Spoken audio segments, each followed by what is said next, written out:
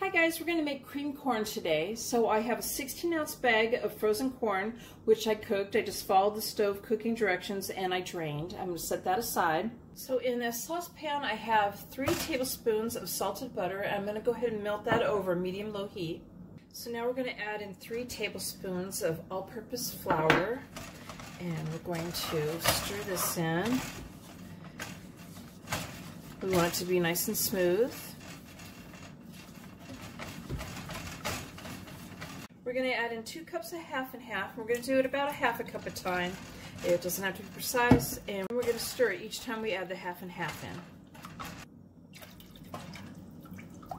I've turned the heat up to medium now, and I'm going to keep stirring this ever so often until it's thickened.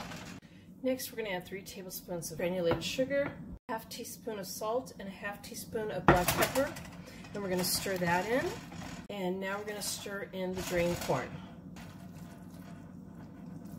And there you have the cream corn. Enjoy!